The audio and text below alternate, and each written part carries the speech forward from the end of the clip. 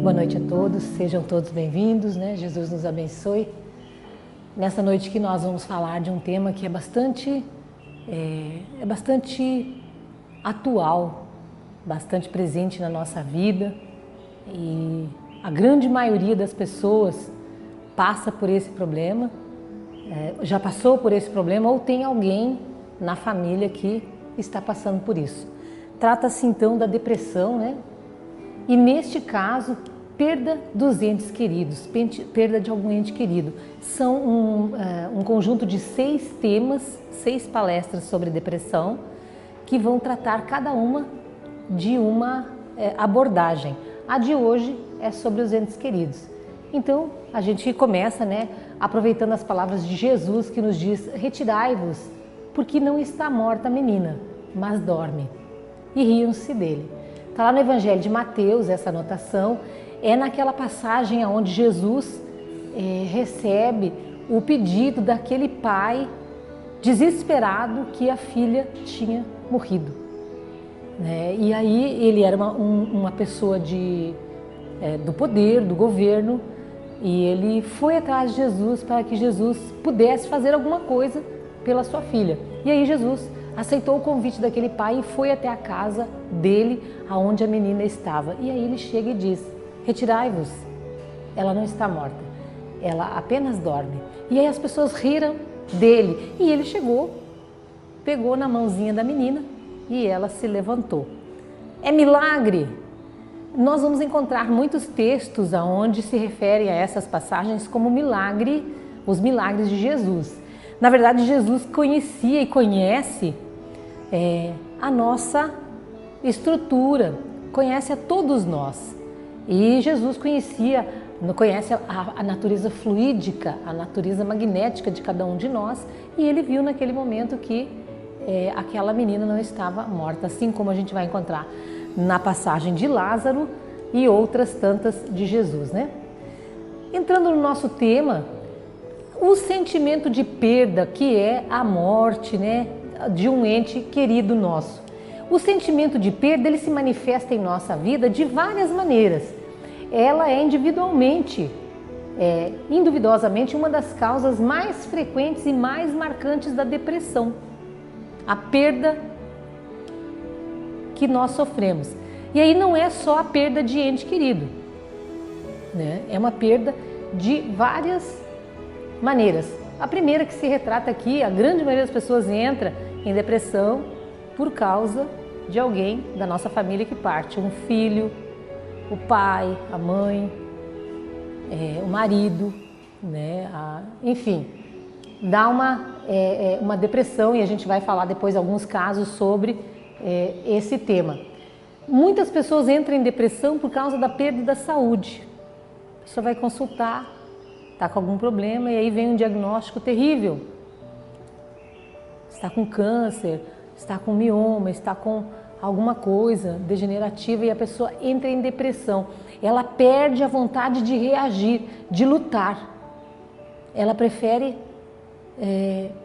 definhar. A perda da coragem. Às vezes, e esse é um momento muito que nós estamos atravessando, um momento muito difícil, que nós perdemos muitas vezes a coragem de lutar pela vida, de nos esforçarmos para ter um emprego, para ter uma vida melhor, para proporcionar um relacionamento bom para nós dentro da nossa casa, com a nossa família, com o nosso companheiro, um bom relacionamento no nosso local de trabalho. A gente perde a coragem, a gente fala: não adianta, já tentei tantas coisas, e a pessoa às vezes nem tentou tudo que ela poderia, né? E aí ela prefere se entregar à depressão.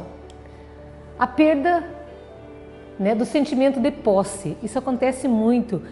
Nós temos muito, isso é muito nosso ainda, da educação que a gente tem, de querer dominar tudo. Então, quando nós perdemos alguma coisa, a gente perde o controle de alguma coisa, a gente também se deprime como sendo uma forma de compensação. Perda de objetos, e essa é realmente a palavra. O que nós perdemos? Nós perdemos objeto, de resto nada nos pertence. Nós perdemos objeto, a gente perde a chave, a gente perde a bolsa, a gente perde o celular, a gente perde, porque é nosso, a gente comprou, adquiriu, ganhou, enfim, perdeu, né? Então, esse é o correto. A perda também, gente, do status social, econômico, financeiro. Houve épocas em que nós tivemos uma flutuação econômica muito grande no nosso país, aos que são um pouquinho de mais idade lembram, né? E muitas pessoas, por causa dessa flutuação econômica, acabaram se suicidando, entraram em depressão porque perderam muito dinheiro.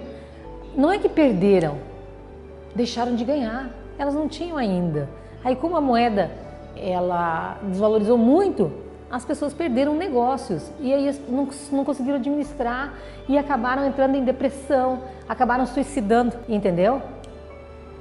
A depressão também diante da separação entre os cônjuges, sobre o divórcio. E aqui eu faço um parêntese, porque nós temos que educar os nossos sentimentos, nós não podemos pautar a nossa vida em cima de uma pessoa. Eu não posso depender da felicidade de outra pessoa, eu não posso que aquela pessoa seja tudo para mim e perdendo ela numa separação, alguma situação, eu vá me deprimir ou adoecer. E é o que acontece muitas vezes. Relacionamentos de longa data, não é porque são de longa data que tenham que ser, que a pessoa tem que separar, não é. É porque às vezes a gente vai perdendo no rol da vida o hábito do diálogo, o hábito dos pequenos gestos com o companheiro ou a companheira, e isso vai fazendo com que o casal perca o interesse e acaba separando. Não tem mais atrativo. Mas às vezes uma relação de 30, 40 anos já é desgastando. Claro que desgasta. Uma relação de 4, 5 anos é desgastante. Aí você separa ou divorcia, vai deprimir. E tem muito caso, muito. Pessoas de um pouco mais de idade se separam e entram em depressão, tanto homem quanto mulher. Tanto homem quanto mulher, porque o sentimento é o mesmo. Às vezes a gente fala, o homem é mais forte, ele resiste mais, logo arruma outra companheira. A mulher que deprime, não, os dois deprimem. Cada um extravasa o seu sentimento de uma forma diferente, mas o sofrimento é o mesmo. Perda de amigos, dos familiares que se mudam, os filhos que vão estudar fora, a gente que veio para cá, né, saiu do lugar de origem da gente, deixou para trás afetos, amores. E muitos, eu tenho a minha mãe que veio com a gente para cá, ela não se acostumou, né? Não acostumou com a cidade e tudo mais, apesar de que já faz anos que está aqui, agora já está mais habituada, mas a grande maioria das pessoas que vêm, e eu falava com uma pessoa essa semana também que veio do Paraná e trouxe a família e a mãe não habitua, porque tinha laços, amizades e tudo mais, e ela está deprimida. Então assim, a pessoa se entrega, ela não luta para melhorar. A gente se deprime também pela perda da infância, pela vida simples, a gente se deprime pela perda do emprego. A nossa dificuldade, nós temos uma dificuldade muito grande de aceitar mudanças, de toda ordem, mudanças. E a nossa vida ela é feita de mudanças e nós temos que aprender a mudar. E o Espiritismo nos instiga, nos dá essa oportunidade, nos chama a atenção para que nós possamos nos abrir para as mudanças, não para extravasar, mas as mudanças de conceito. Nós viemos de uma educação muito rígida, uma educação que nos colocou determinados conceitos e que nós sofremos até hoje. A falta de carinho, falta de afeto, a falta de expressão de amor. A gente esquece de dizer para os filhos, para o pai, para a mãe, para o marido, para a mulher que ama. Ele sabe, você está dizendo toda hora. Não sabe, nós necessitamos disso e a gente não dá. Por quê? Porque fala que quem faz isso é frouxo, é bobo, entendeu? Então mostra que a pessoa é fraca e a gente tem aquele hábito, tem que ser durão, tem que ser machão, tem que ser firme, não pode dar o braço a torcer e não é assim. Também nós entramos em depressão de algum fator que concorria para a nossa segurança, a gente perde a estabilidade, a segurança nos causa depressão e também da madureza e quando a pessoa se aproxima da velhice, né, que vai contando, né, o tempo então para a partida, que nós não nos preparamos para esses momentos, né? Então, assim, nós temos esse conceito também, que a pessoa que tem uma certa idade, ela está pronta, ela vai morrer.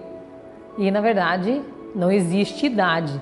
Qualquer um de nós, a qualquer momento, está com a passagem na mão, né? A gente não sabe qual que é a hora de cada um. Então, não quer dizer que um que tenha mais idade ou menos idade esteja chamado, né? Opa! O sentimento de perda, né? A depressão é hoje classificada como sendo uma perturbação do humor, uma perturbação afetiva, um estado de mal-estar que se pode prolongar por um tempo indeterminado. Manuel Filomeno de Miranda, lá nos Tormentos da Obsessão, ele classifica esse sentimento como sendo uma perturbação do nosso humor. Então a gente se desequilibra, né? A depressão originada pela perda dos entes queridos. Na raiz de todo o processo de desequilíbrio mental e emocional, nas psicopatologias variadas, as causas dos distúrbios são os valores morais negativos do enfermo em processo de reeducação como decorrência das ações pretéritas ou atuais praticadas. Então, assim, o nosso desequilíbrio emocional e a ciência classifica a depressão como uma psicopatologia variada que vem desde alguns distúrbios causados por qualquer fator.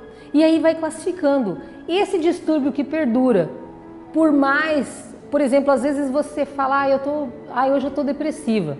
E às vezes você está mesmo, mas você fala que está depressivo porque você está triste por algum evento, algum acontecimento, alguma coisa. A pessoa foi embora, você se desentendeu com alguém, então você fica 2, 3 dias, uma semana, down, como a gente diz, né? Depressivo. Então isso não é depressão, é um sentimento, é um distúrbio afetivo que, passado aquele período, a pessoa já esquece, às vezes algumas horas depois a pessoa já esqueceu aquilo ali e já está de boa, né? Às vezes existem esses distúrbios que prolongam e a pessoa não consegue sair desse estado de apatia, ela não consegue se ajudar. E às vezes a gente olha para a pessoa e a gente fala, se ajuda fulano, reage, melhora seu ânimo, você está muito chato, e a pessoa não consegue.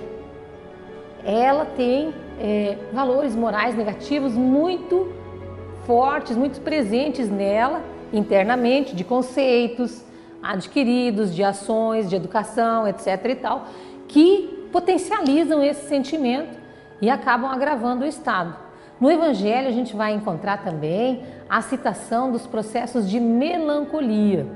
São estados da nossa alma, do nosso espírito, que andam juntos nos mesmos sintomas da depressão. O que é melancolia? É uma saudade, é uma angústia, é um aperto no peito que a pessoa não consegue classificar, a pessoa não consegue definir, ela não consegue dizer, ela sente aquilo e ela não consegue expressar. Isso, a melancolia, ela é passageira. Você sente uma saudade, a gente fala às vezes também, por exemplo, nós sentimos saudade de amor, de afeto, de alguém que nos ame, de maneira intensa, profunda e sincera. Por que a gente tem saudade disso? Porque a gente já teve isso, nós já tivemos, a gente já sentiu isso. Mas aonde que a gente sentiu? Em vidas passadas.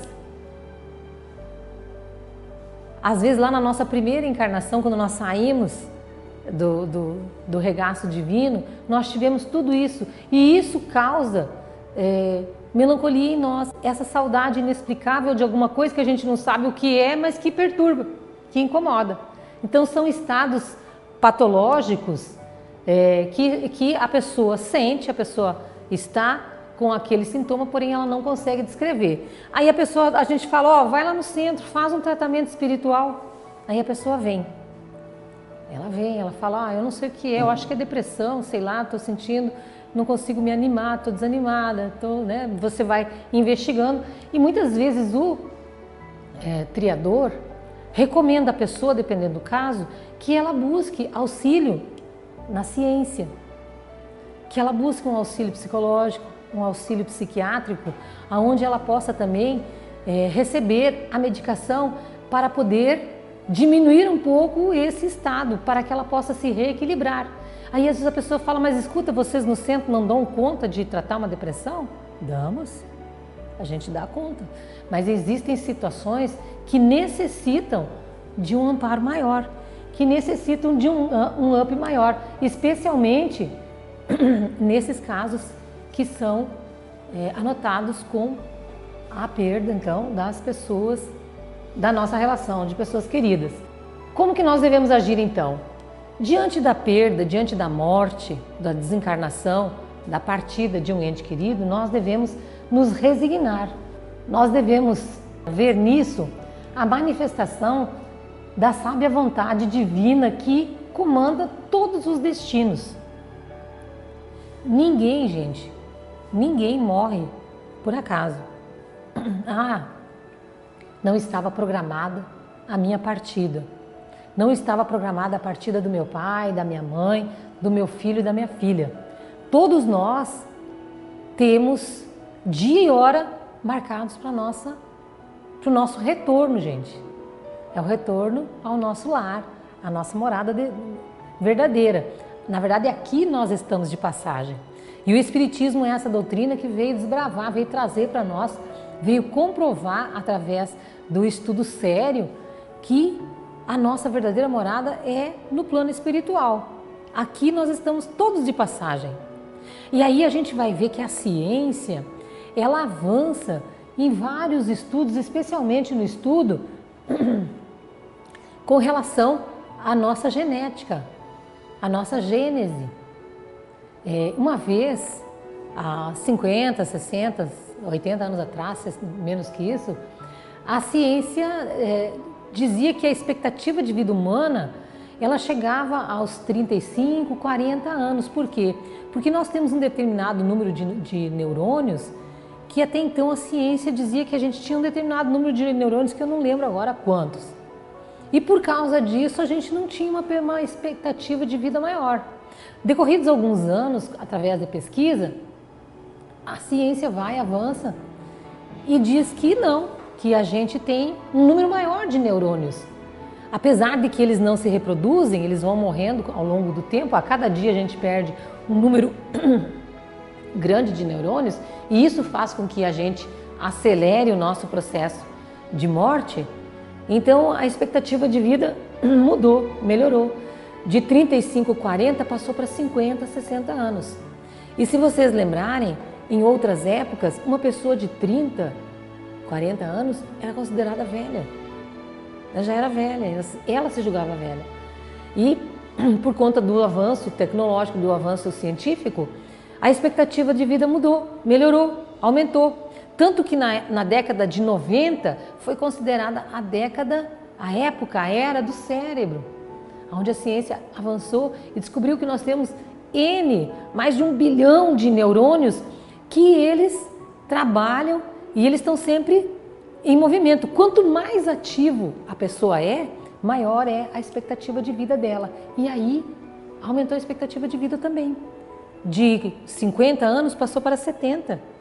Hoje a expectativa de vida aqui no Brasil é 75 anos. E a gente tem pessoas que chegam aos 80, 90, 100 anos. Por quê? Porque se mantêm ativas, trabalham a mente, o cérebro e não se deixam abater. Tem resignação, tem a prova de confiança e entendimento, né? Acreditam em Deus, se resignam diante dos fatores, dos reveses que acontecem na sua vida. A dor da perda de um ente querido, a partida de um ente querido, o fim de uma existência física de alguém que amamos é realmente uma dor que não se consegue traduzir em palavras. O vazio, o sofrimento, a saudade tomam conta dos que ficaram. Por quê?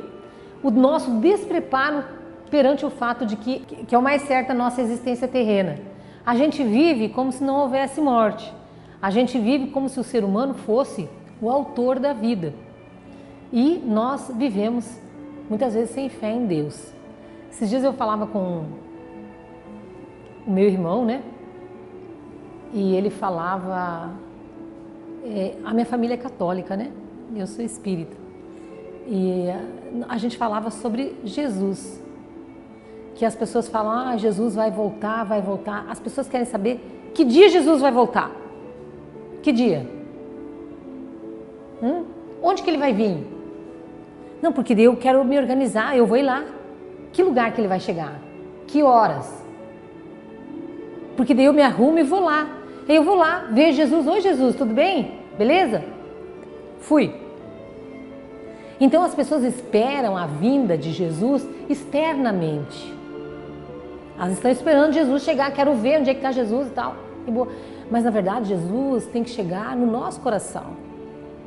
Que dia Jesus vai chegar no nosso coração? Né? Então nós vivemos isso, nós queremos ser o autor das nossas vidas. Eu quero comandar minha vida. Eu quero determinar que dia, que hora que eu vou morrer, como que eu vou morrer, quero deixar minhas coisas tudo organizadas, mas eu vivo hoje como se eu nunca fosse morrer. Minha vida é uma bagunça. E aí, amanhã eu arrumo, amanhã eu ajeito, amanhã eu vou dar conta. Hoje eu estou cansado, amanhã eu faço isso, amanhã eu vou ver aquilo, amanhã. Mas eu não vou morrer amanhã, entendeu? Eu tenho muito mais tempo de vida.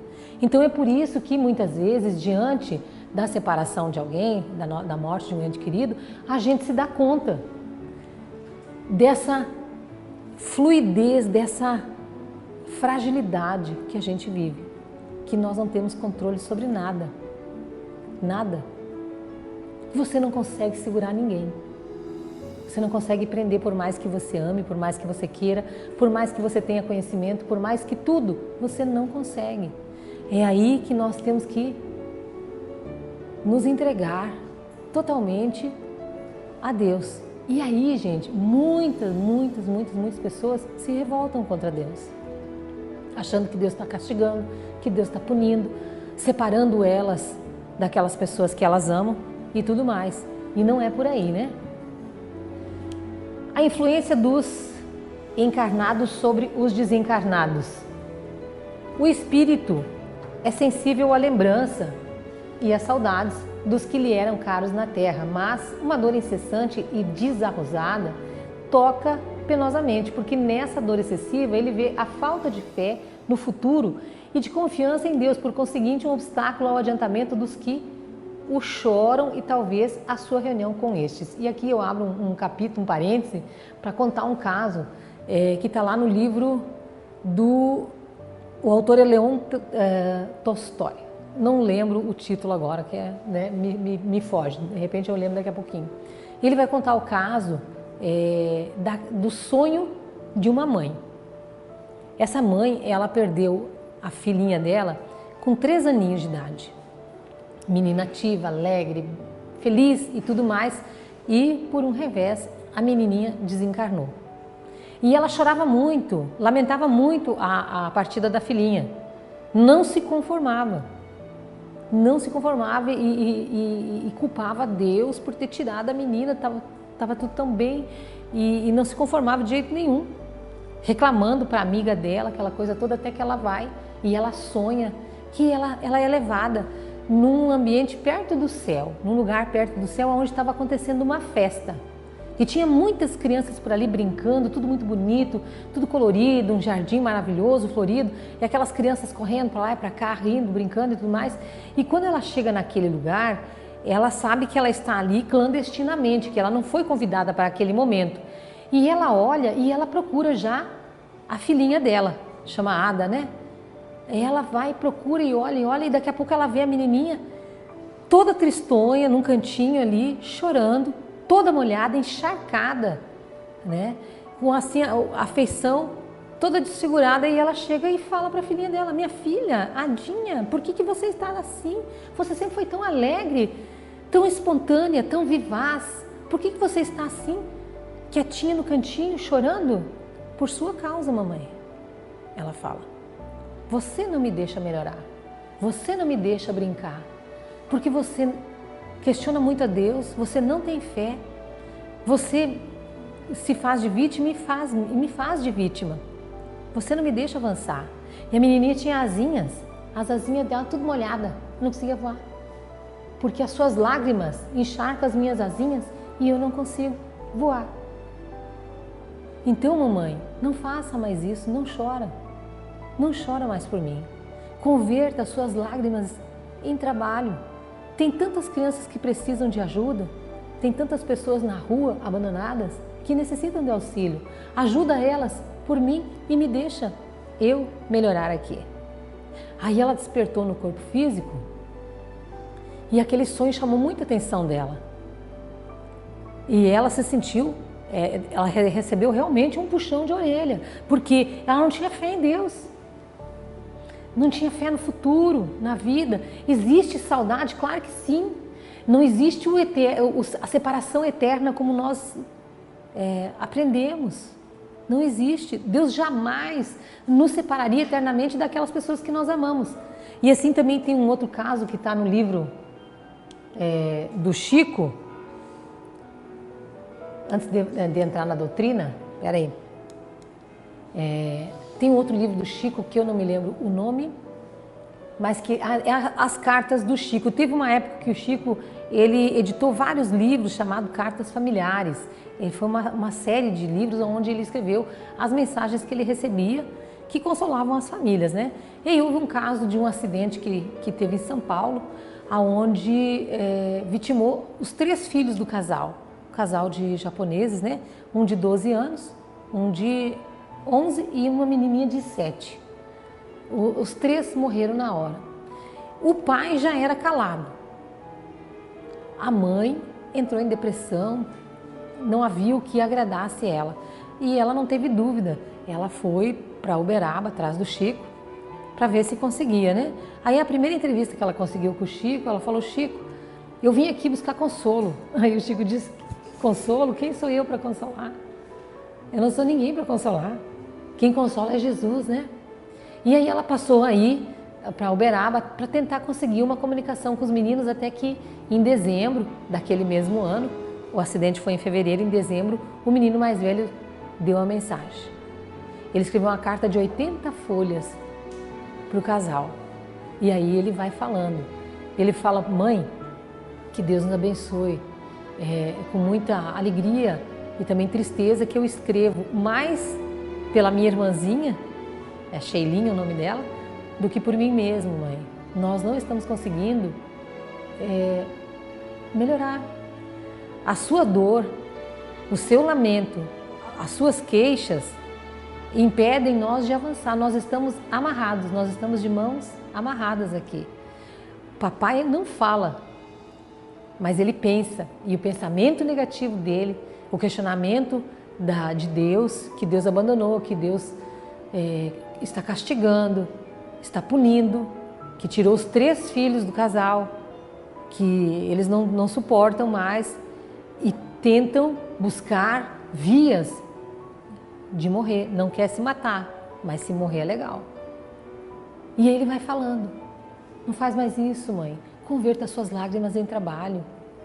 Você é uma pessoa caridosa, você é uma pessoa legal, você sempre foi alegre, sempre sorriu, nos educou tão bem, nos deu tantos exemplos de amor, de confiança, de esperança.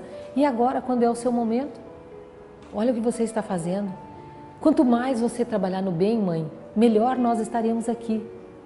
Quem sabe assim nós teremos a misericórdia de poder visitá-los com mais frequência. E ele vai falando e vai estimulando. Aquela carta serviu de lição para ela também. Ela chegou em casa e refletiu sobre o que estava fazendo. Então, muitas vezes a nossa falta de confiança, a nossa falta de fé na vida futura, a nossa educação religiosa muito falha, muito fraca, por nós não buscarmos conhecimento, nos torna espíritos descrentes diante da dor. Nós não temos preparação para enfrentar esses reveses que a vida tem para nós. Não é castigo para ninguém. Todos nós estamos na mesma linha de combate. Todos nós estamos passando por alguma situação, por alguma provação, por algum momento de dor. Mas não é porque Deus está nos castigando, é porque Deus confia em nós.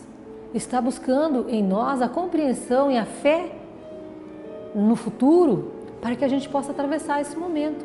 E esses momentos, todos aqueles que a gente citou, são momentos que vão fazer com que nós ultrapassemos ou avancemos ou subimos mais um degrau na nossa evolução, na nossa encarnação. Então, quando nós passarmos por alguma dor, por algum sofrimento, nós temos que nos questionar o que Deus quer que eu aprenda neste momento. Se eu estou em depressão, se eu estou com depressão, pelo motivo que for, eu devo buscar o auxílio. Eu sei, é difícil, eu não consigo, eu só quero ficar em casa, eu só quero ficar dormindo, eu quero ficar no quarto, eu não quero ver ninguém, não quero... A gente sabe que é difícil, mas para isso existe a medicina, para isso existe a doutrina espírita. E o espiritismo veio desbravar para nós, veio trazer para nós essa solução. Traz-nos a mensagem de Jesus com toda a sua simplicidade, com toda a sua maravilha, né? E essas palavras de Jesus que diz: eu sou o grande médico das almas e venho trazer-vos o remédio que vos há de curar. Né? Os fracos, os sofredores, os enfermos são os meus filhos prediletos. Por quê? Porque a dor faz com que a gente esteja preparado para receber o remédio. O remédio é Jesus. A dor faz com que a gente veja que nós somos fracos, que nós precisamos de ajuda, que nós precisamos uns dos outros. Porque se a gente não tem nada, a gente não olha para ninguém. Então a dor nos nivela o nosso sofrimento, né? Então Jesus vem nos salvar. Vinde a mim, pois vós que sofreis e vos achais oprimidos. Deus dirige um supremo apelo aos vossos corações por meio do Espiritismo. Escutai-o. Então Deus vem nos dizer, através da doutrina espírita, que o sofrimento não é castigo. Jamais Deus nos castiga. E é que nem a gente ouve. E Deus não nos perdoa. Por que Ele não nos perdoa? Porque Ele não se ofende conosco. Deus é nosso Pai. Ele é amor. Nos ama incondicionalmente. As nossas provas são provas para que nós possamos avançar. E cada vez que nós conseguimos superar uma provação, nós estamos mais próximos de Deus. Nós estamos avançando e Deus se alegra com a nossa vitória, com a nossa conquista, com a nossa resignação. Tudo passa. Só não passa o amor de Deus por nós. É a mensagem que o Chico recebeu, né, da Mãe Santíssima, quando ele passava por um momento muito difícil na vida dele. Tudo passa. A Mãe Santíssima mandou um recado para ele, menos o amor de Deus. Então a gente deve confiar, né? O tratamento e a prevenção para a depressão, gente. Consolo do Espiritismo, a conformação com a vontade de Deus, né? O trabalho e a oração. Nós estamos no mês de dezembro, gente, bem rapidão, já está chegando o nosso tempo. Dezembro é um mês em que todo mundo o nosso coração ele fica mais leve, mais animado, nós somos mais fraternos, porque nós sentimos muita presença de toda a espiritualidade aqui, mais próximos de nós na Terra. Por quê? Porque nós comemoramos o nascimento de Jesus. Então o mês de dezembro ele tem esse magnetismo, tem essa característica diferente. Então nós temos o trabalho no bem, gente. Todo bem que nós fizermos, a gente vai estar amparado naquela passagem de Jesus que diz, toda vez que você fizer isso a um desses pequenos, é a mim que você faz. Então se nós quisermos agradar a Deus, ajudemos o nosso próximo. Às vezes a pessoa fala, mas tem tanta gente que a gente ajuda e a pessoa não melhora. É o problema dela. Nós temos que fazer a nossa parte. Nós não podemos trabalhar, fazer o bem esperando o retorno. Quem espera retorno ou glórias nessa vida, não vai alcançar glórias na vida futura. Então nós temos que ajudar na medida da nossa capacidade, na medida do nosso conhecimento. Todos nós podemos fazer alguma coisa. Todos nós. Às vezes a pessoa fala, mas eu não tenho dinheiro. Não precisa. Você tem tempo? Tenho. Ótimo. Mas eu não tenho muito tempo, eu posso determinado horário. Beleza. Então se disponha. Tem tanta gente que precisa de um ouvido para ouvir. Muita gente vem aqui na casa espírita e precisa só falar. Só falar. Ela não quer conselho. Aí ela não quer que ninguém recrimine. Ela só precisa falar. Então nós temos muita coisa a fazer e é isso que Deus quer de nós.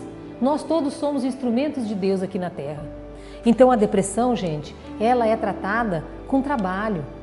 E assim, quanto mais ativo nós deixarmos a nossa mente, menos oportunidade de depressão nós teremos.